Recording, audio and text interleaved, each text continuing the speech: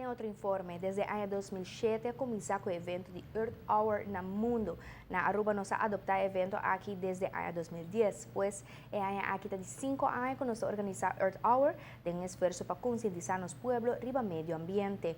Tour año evento te crece más, den cual te cuenta con una participación más grande de edificios que paga luz y ciudadanos que participan de forma activa en pagar luz na casa y cana na honor de nos planeta. Ahora dia 28 de março, normalmente é 8h30 da noite, que é uma ação de pagar luz, assim ela começa. Pero esta março solamente paga luz. O evento aqui está eigenlijk algo que eu tenho pensa que nos turpo hasi para o planeta, que nos turpo hasi para contribuir na sustentabilidade. E no caso aqui na Aruba, que nos turpo contribuir. Nos tur, anche é muito chiquito, mas nos turpo hasi algo. Nos turpo logra nos meta na nos visa que nos viva de forma sustentável. Además, nós aqui nós sabemos com uma campanha muito mais grande, so aí passar para a ministra sostener aqui para a escola participar no dia 27, é de viernes, a escola está de forma simbólica paga luz, paga ar, então tem momento para dedicar ao nosso planeta. E aí aqui também é mais grande, danke à ministra seu aporte, nós logra que a escola vai participar, mas essa aqui também sigue até o dia 22 de abril, que é Earth Day. Ku sekolah tour vai seguir com um programa que integrar aqui dentro roster com por papel também o tema de sustentabilidade. Isso é importante para muitos não começar.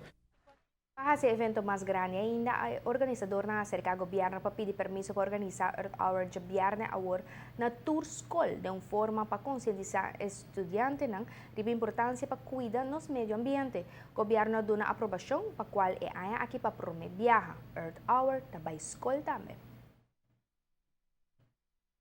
Não por escolher uma hora, e não mesmo uma hora, mas uma hora que não estamos a pagar luz, pagar tour corrente, que é possível para pagar assim.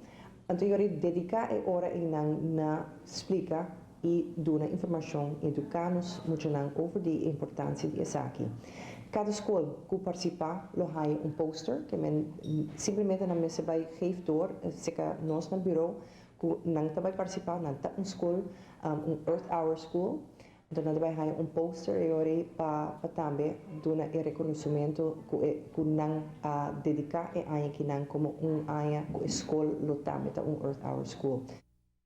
Earth Hour começou na ano 2007 na solo cidade, Sydney, Austrália, e desde aí cresce vira movimento global, com milhões de gente criando-se na evento mais grande da história para o nosso meio ambiente.